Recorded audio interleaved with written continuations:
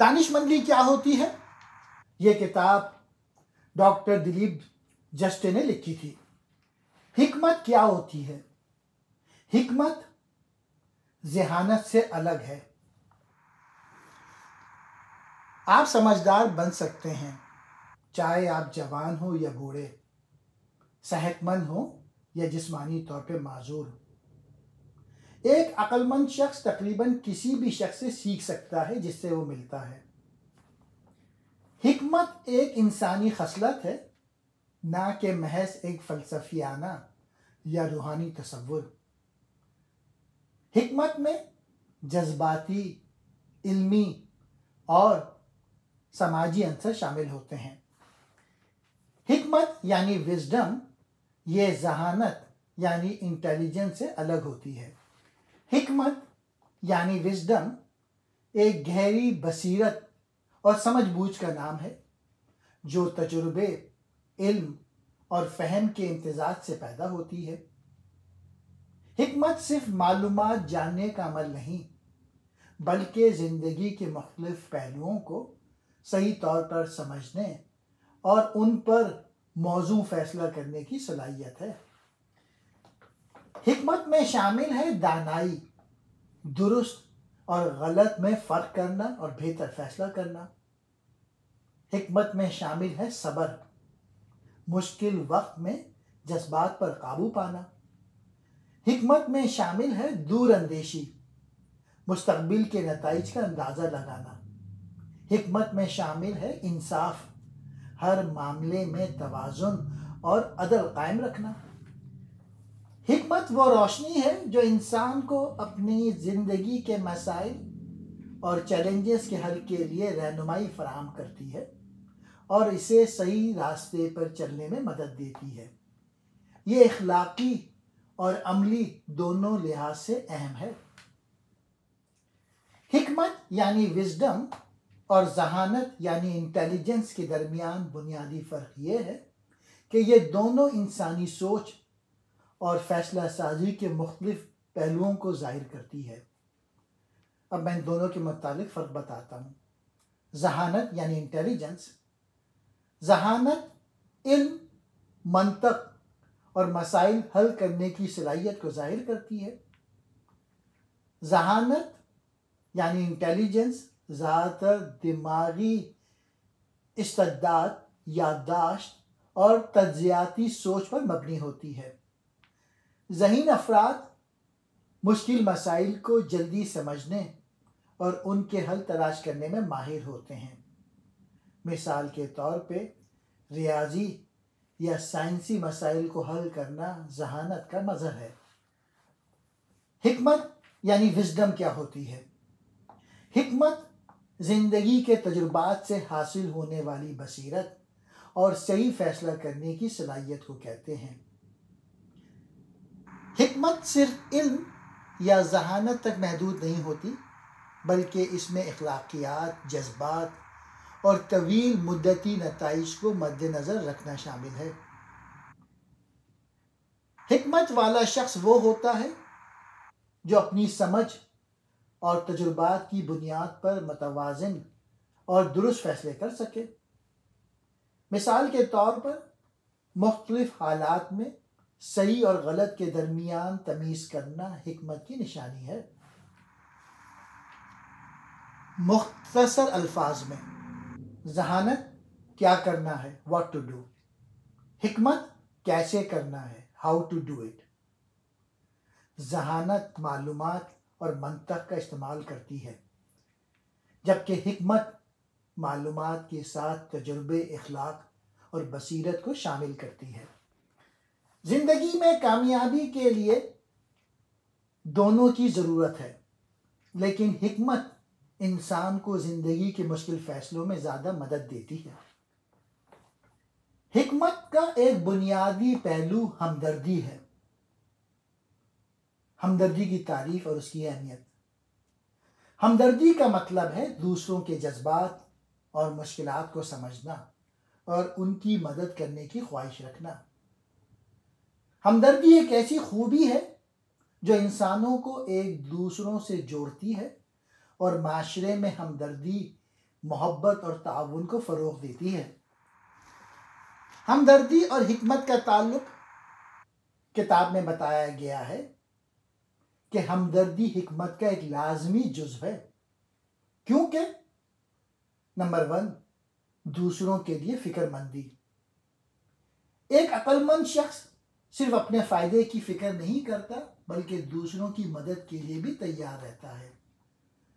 Number 2، جذباتی توازن۔ ہمدردی انسان کو غصے یا تلخی سے بچاتی ہے اور اسے دوسروں کے نقطہ نظر کو بہتر طور پر سمجھنے میں مدد دیتی ہے۔ تیسرا، معاشرے میں ہم آہنگی۔ ہمدردی وہ عنصر ہے جو لوگوں کو قریب لاتی ہے اور معاشرتی رشتوں کو مضبوط بناتی ہے۔ اس کتاب میں ہمیں سائنس کے ذریعے یہ ثابت کیا ہے کہ ہمدردی صرف ایک جذباتی رد عمل نہیں بلکہ یہ ہمارے دماغ کے خاص حصوں سے جڑی ہوتی ہے جو انسان کو بھلائی اور دوسروں کے ساتھ تعلقات کو بڑھانے میں مدد دیتے ہیں۔ تحقیق سے یہ بھی ثابت ہوا ہے کہ ہمدردی رکھنے والے افراد زیادہ خوش اور صحت مند ہوتے ہیں کیونکہ یہ رویہ ذہنی سکون اور اطمینان کو بڑھاتا ہے۔ اب سوال یہ پیدا ہوتا ہے، ہمدردی کیسے بڑھائی جائے؟ مصنف یہ مشورہ دیتے ہیں کہ ہم اپنی زندگی میں ہمدردی کو بڑھا سکتے ہیں۔ دوسروں کی سنیں، دوسروں کے تجربات اور جذبات کو سمجھنے کی کوشش کریں، خود آگہی پیدا کریں، اپنی کمزوریوں کو قبول کریں تاکہ دوسروں کے ساتھ ہمدردی کا مظاہرہ کرنا آسان ہو، معاف کرنا سیکھیں۔ ہمدردی کا مطلب ہے دوسروں کی غلطیوں کو معاف کرنے اور ان کے ساتھ محبت سے پیش آنے کی کوشش کرنا۔ یہ کتاب ہمیں بتاتی ہے کہ ہمدردی انسان کی ایک بنیادی خوبی ہے جو اسے نہ صرف بہتر انسان بناتی ہے بلکہ ایک بہتر معاشرہ تشکیل دینے میں بھی مددگار ثابت ہوتی ہے۔ یہ حکمت اور انسانیت کے بیچ کا پل ہے جو ہمیں دوسروں کے ساتھ ہمدردانہ رویہ اختیار کرنے کی ترغیب دیتا ہے۔ حکمت کے فوائد۔ پہلا فائدہ، جذباتی استحکام۔ حکمت جذباتی نظم و ضبط کو فروغ دیتی ہے جس سے چیلنجنگ حالات میں بھی ذہنی سکون برقرار رہتا ہے۔ ہمدردی اور شفقت۔ یہ ہمدردی اور دوسروں کی مدد کرنے کی صلاحیت کو بڑھاتی ہے جو نہ صرف ذاتی بلکہ سماجی تعلقات کو بھی بہتر بناتی ہے۔ تیسرا یہ فیصلہ سازی کی صلاحیت۔ حکمت غیر یقینی حالات میں بہتر فیصلہ کرنے میں مددگار ہوتی ہے۔ حکمت کو باقاعدہ مشق، ہمدردی، غور و فکر اور خود آگہی کے ذریعے بہتر کیا جا سکتا ہے۔ یہ عمل دماغی ترقی اور مثبت رویے کو فروغ دیتا ہے۔ وژڈم یعنی حکمت میں خود شناسی یعنی سیلف ریفلیکشن کو گہرے غور و فکر اور ذاتی ترقی کا ایک اہم عنصر قرار دیا گیا ہے۔ خود شناسی یا سیلف ریفلیکشن کیا ہے؟ خود شناسی کا مطلب یہ ہے کہ ہم اپنے اندر جھانکیں، اپنے خیالات، جذبات اور رویوں کا جائزہ لیں۔ یہ ایک ایسا عمل ہے جو ہمیں اپنی غلطیوں کو پہچاننے، اپنے فیصلوں کو سمجھنے اور اپنی ذات کو بہتر بنانے کا موقع دیتا ہے۔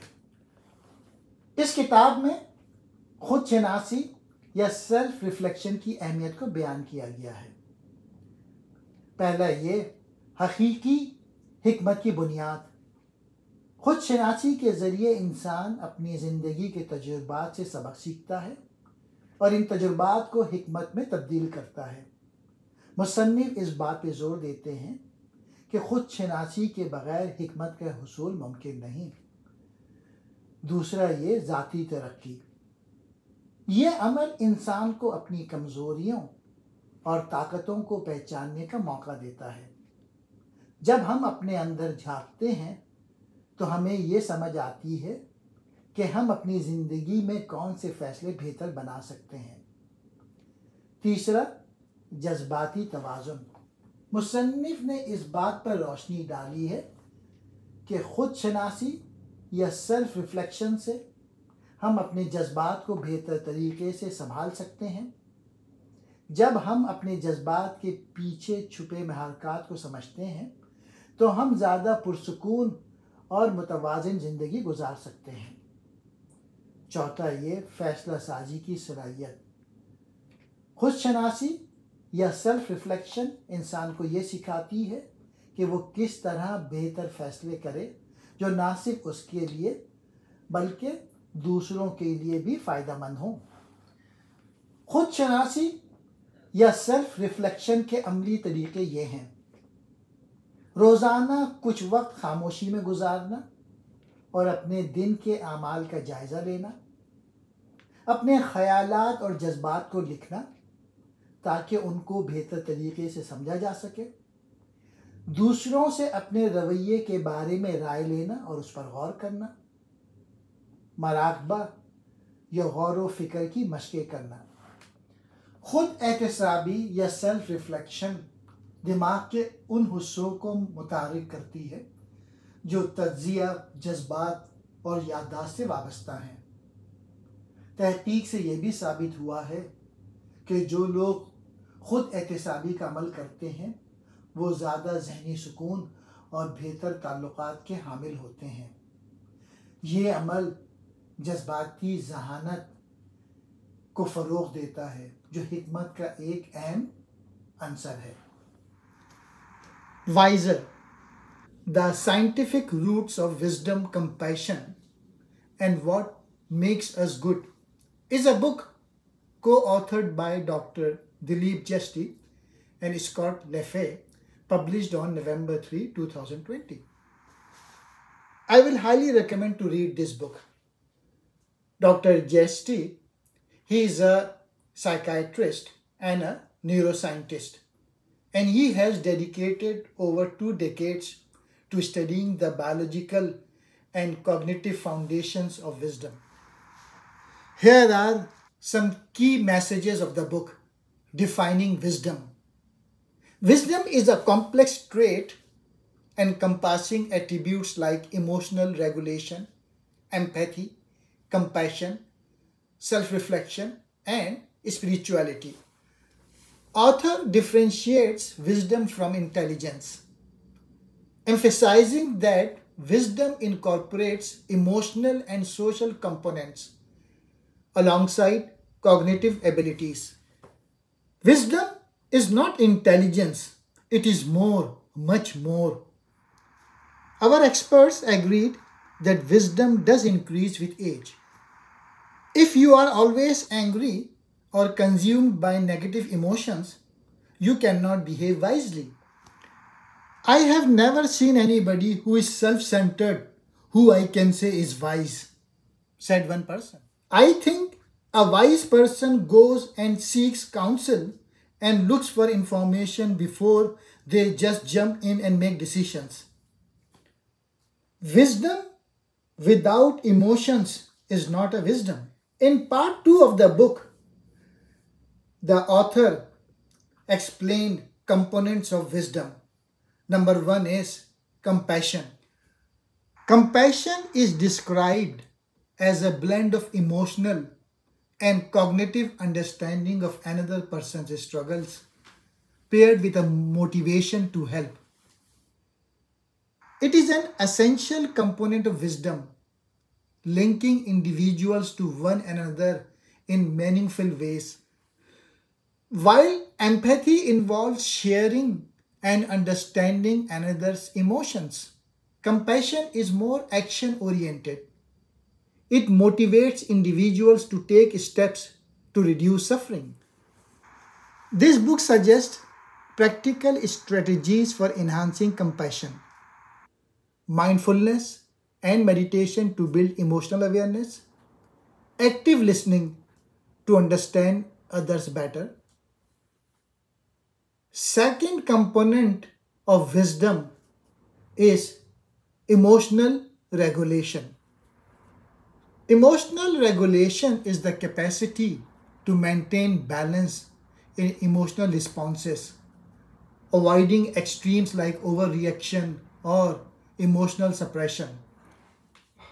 How can we enhance emotional regulation? So, there are various ways.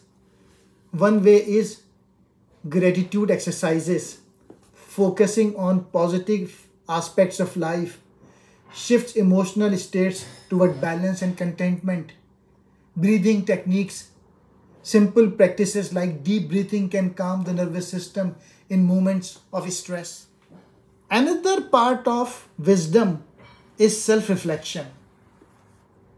Self reflection involves the ability and willingness to examine one's thoughts, emotions, behavior, and motivations to gain deeper self awareness and improve over time. Self reflection is the process of turning inward to critically evaluate one's beliefs, actions, and emotional responses. Self reflection fosters learning from mistakes, which is key to resilience and self improvement. Spirituality is considered one of the key components of wisdom. So, what is spirituality? Spirituality, defined by author, is not confined to religious practices or beliefs. Instead, it encompasses a sense of connectedness with something greater than oneself, which can be nature, the universe, or a higher power. It involves finding meaning and purpose in life, balancing decisiveness is a central aspect of making a wise decision. The author said wisdom involves the ability to analyze situations carefully, considering different perspectives and possible outcomes. This means not rushing into decisions, but also not overthinking to the point of paralysis. So the author emphasizes that wisdom is a dynamic trait that can be cultivated over time. The key is to integrate these practices into daily life consistently. Small steps such as practicing kindness, reflecting on your day, or learning from mistakes can significantly enhance wisdom. By following these principles, individuals can lead more fulfilling, compassionate, and balanced lives.